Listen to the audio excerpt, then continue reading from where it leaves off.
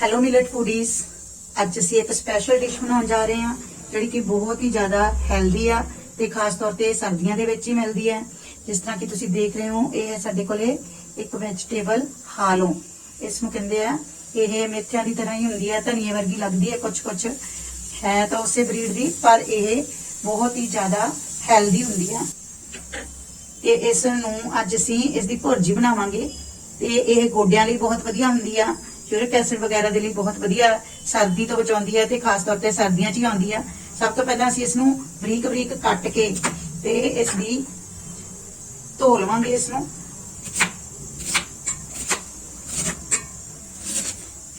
ਇਸ ਤਰੀਕੇ ਦੇ ਨਾਲ ਅਸੀਂ ਇਸ ਨੂੰ ਬਰੀਕ ਬਰੀਕ ਕੱਟ ਲਵਾਂਗੇ।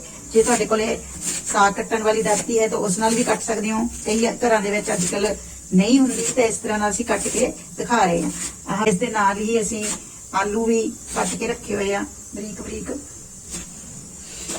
ਜਿਹੜੇ ਕਿ ਇਸ ਦੇ ਵਿੱਚ ਪਾਵਾਂਗੇ ਅਸੀਂ।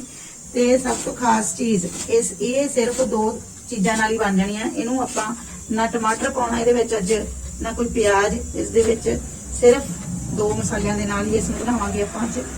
ਤੇ ਬਹੁਤ ਹੀ ਟੇਸਟੀ ਤੇ ਯੰਮੀ ਇਹ ਵੈਜੀਟੇਬਲ ਬਣਦੀ ਆ। ਇਸ ਨੂੰ ਵੀ ਅਸੀਂ ਸਾਰੀ ਨੂੰ ਇਸ ਕੱਟੀ ਹੋਈ ਦੇ ਵਿੱਚ ਹੀ ਪਾ ਦੇਵਾਂਗੇ। ਇਸ ਨੂੰ ਧੋ ਲਾਂਗੇ। ਇਸ ਨੂੰ ਆਪਾਂ ਪਹਿਲਾਂ ਧੋ ਕੇ ਵੀ ਕੱਟ ਸਕਦੇ ਹਾਂ ਵੀ, ਪਰ ਉਸ ਦੇ ਲਈ ਆਪਾਂ ਨੂੰ ਫਿਰ ਇਸ ਨੂੰ ਥੋੜਾ ਸੁਕਾਉਣਾ ਪਏਗਾ ਤੇ ਫਿਰ ਆਪਾਂ ਇਸ ਨੂੰ ਕੱਟਾਂਗੇ। ਹੁਣ ਅਸੀਂ ਇਸ ਨੂੰ ਤੜਕਾ ਲਾਉਣ ਲਈ ਪਹਿਲਾਂ ਗੈਸ ਲਾ ਕੇ ਕੜਾਈ ਨੂੰ ਗਰਮ ਕਰ ਲਾਂਗੇ ਤੇ ਇਸ ਦੇ ਵਿੱਚ ਸਰੋਂ ਦਾ ਤੇਲ ਪਾ ਕੇ ਥੋੜਾ ਜਿਹਾ ਇਸ ਨੂੰ ਗਰਮ ਕਰਨਾ ਰੱਖ ਦਿਆਂਗੇ।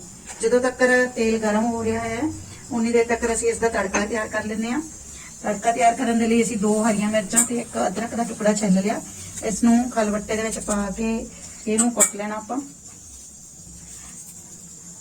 ਜਦ ਤੱਕ ਆਪਾਂ ਤੜਕਾ ਤਿਆਰ ਕਰ ਰਹੇ ਹਾਂ ਉਨੀ ਦੇਰ ਤੱਕ ਤੁਸੀਂ ਸਾਡੇ ਚੈਨਲ ਨੂੰ ਲਾਈਕ, ਸਬਸਕ੍ਰਾਈਬ ਤੇ ਸ਼ੇਅਰ ਕਰ ਦਿਓ ਤੇ ਆਪਣੇ ਹੋਰ ਦੋਸਤਾਂ ਮਿੱਤਰਾਂ ਨੂੰ ਵੀ ਦੱਸੋ। ਤੇ ਹੋ ਸਕਦਾ ਹੈ ਇਹ ਸਬਜ਼ੀ ਦਾ ਨਾਮ ਕਿਹਨੇ ਸੁਣਿਆ ਹੋਇਆ, ਕਮੈਂਟ ਬਾਕਸ ਦੇ ਵਿੱਚ ਸਾਨੂੰ ਕਮੈਂਟ ਕਰਕੇ ਦੱਸੋ ਤਾਂ ਕਿ ਸਾਨੂੰ ਵੀ ਪਤਾ ਲੱਗੇ ਕਿ ਆਪਣੀਆਂ ਪੁਰਾਣੀਆਂ ਵਿਸਰੀਆਂ ਹੋਈਆਂ ਸਬਜ਼ੀਆਂ ਨੂੰ ਕਿਹੜੇ ਲੋਕਾਂ ਨੇ ਯਾਦ ਰੱਖਿਆ ਹੈ ਤੇ ਕਿਹੜੇ ਭੁੱਲ ਚੁੱਕੇ ਆ। ਆਪਣੇ ਆਉਣ ਵਾਲੇ ਬੱਚਿਆਂ ਨੇ ਤਾਂ ਕਈ ਵਾਰੀ ਹੋ ਸਕਦਾ ਇਸ ਸਬਜ਼ੀ ਦਾ ਨਾਮ ਹੀ ਨਾ ਸੁਣਿਆ ਹੋਵੇ, ਤੇ ਇਸ ਕਰਕੇ ਜਿਨ੍ਹਾਂ ਨੇ ਪਹਿਲੀ ਵਾਰੀ ਇਸ ਦਾ ਨਾਮ ਸੁਣਿਆ ਹੈ ਉਹ ਵੀ ਕਮੈਂਟ ਕਰਕੇ ਦੱਸੋ।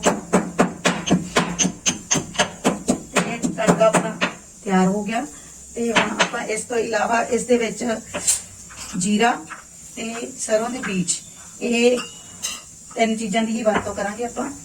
ਤੇ ਹੁਣ ਤੇਲ ਸਾਡਾ ਗਰਮ ਹੋ ਗਿਆ। ਇਸ ਦੇ ਵਿੱਚ ਸਭ ਤੋਂ ਪਹਿਲਾਂ ਆਪਾਂ ਜੀਰਾ,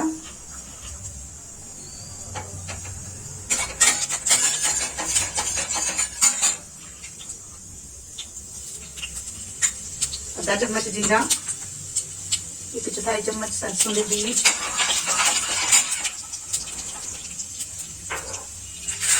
ਤੇ ਨਾਲ ਹੀ ਅਦਰਕ ਮਿਰਚਾਂ ਦਾ ਪੇਸਟ ਪਾ ਕੇ ਇਸ ਨੂੰ ਅਸੀਂ ਚੰਗੀ ਤਰ੍ਹਾਂ ਨਾਲ ਭੁੰਨ ਲਵਾਂਗੇ।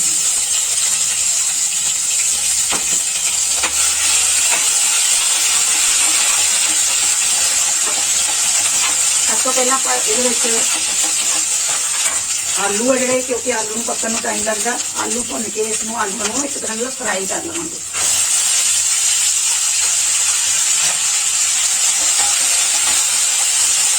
ਤੇਲ ਗੈਸ ਨੂੰ ਰੱਖਣਾ ਹੈ ਤਾਂ ਕਿ ਆਲੂ ਜਿਹੜੇ ਉਹ ਉੱਪਰ ਚੰਗਾ ਸੁਨਹਿਰਾ ਕਲਰ ਆ ਜਾਏ ਆਲੂਆਂ ਤੇ।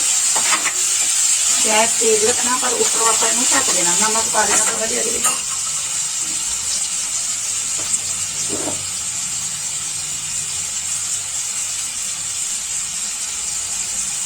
ਇੱਕ ਚਮਚ ਨਮਕ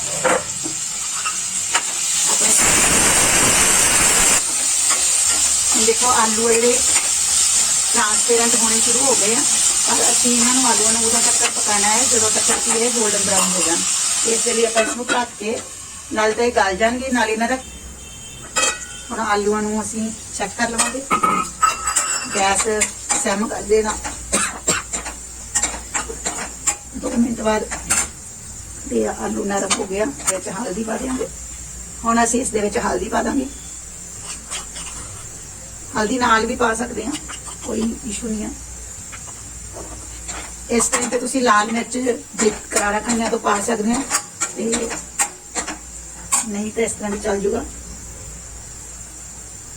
ਤੇ ਥੋੜਾ ਜਿਹਾ ਅਸੀਂ ਮਸਾਲਾ ਤੇ ਥੋੜੀ ਜਿਹੀ ਕਾਲੀ ਮਿਰਚ ਇਸ ਦੇ ਵਿੱਚ ਪਾ ਦੇਣੀ ਹੈ।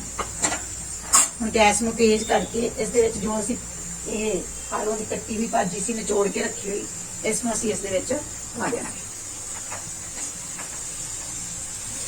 ਇਹ ਦੇਖਣ ਨੂੰ ਕਾਫੀ ਜ਼ਿਆਦਾ ਲੱਗਦੀ ਹੈ, ਪਰ ਜਦੋਂ ਅਸੀਂ ਇਸ ਨੂੰ ਇੱਕ ਵਾਰੀ ਸਟੀਮ ਦੇ ਦਿੱਤੀ ਤਾਂ ਇਹ ਬਿਲਕੁਲ ਥੱਲੇ ਹੋ ਜਾਣੀ ਹੈ।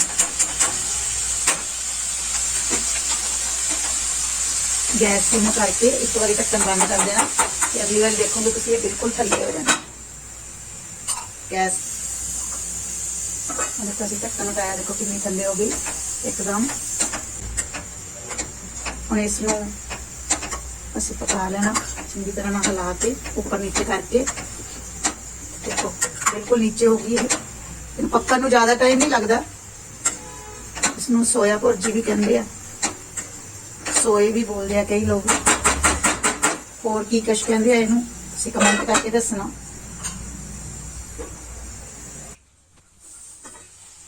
ਹੁਣ ਸਾਡੀ ਸਬਜ਼ੀ ਤਕਰੀਬਨ ਤਿਆਰ ਆ। ਤੇ ਅਸੀਂ ਇਸ ਦੇ ਵਿੱਚ ਲਾਸਟ ਮਸਾਲਾ ਥੋੜਾ ਜਿਹਾ ਅਮਚੂਰ ਜੇ ਪਸੰਦ ਕਰਦੇ ਆ ਤਾਂ ਪਾ ਲਓ, ਕਿਉਂਕਿ ਆਪਾਂ ਟਮਾਟਰ ਵਗੈਰਾ ਕੁਝ ਨਹੀਂ ਪਾਇਆ ਇਹਦੇ ਵਿੱਚ, ਤਾਂ ਖੱਟੇ ਲਈ ਅਮਚੂਰ ਜਾਂ ਆਂਵਲਾ ਪਾਊਡਰ ਪਾ ਕੇ ਇਸ ਨੂੰ ਬਸ ਫਿਨਿਸ਼ ਕਰ ਦੇਣਾ। ਤੇ ਸਾਡੀ ਹਾਲੋਂ ਦੀ ਸਬਜ਼ੀ ਬਹੁਤ ਹੀ ਗੁਣਕਾਰੀ, ਜਿਹੜੀ ਕਿ ਗੋਡਿਆਂ ਲਈ ਤੇ ਜੋੜਾਂ ਦੇ ਦਰਦਾਂ ਦੇ ਲਈ ਬਹੁਤ ਜ਼ਿਆਦਾ ਵਧੀਆ ਇਹ ਤਿਆਰ ਹੈ। ਇਸ ਨੂੰ ਤੁਸੀਂ ਰੋਟੀ ਨਾਲ, ਪਰੌਂਠੇ ਦੇ ਨਾਲ, ਖਿਚੜੀ ਦੇ ਨਾਲ, ਦਾਲ ਨਾਲ, ਕਿਸੇ ਵੀ ਚੀਜ਼ ਦੇ ਨਾਲ ਖਾ ਸਕਦੇ ਹੋ। Thank you.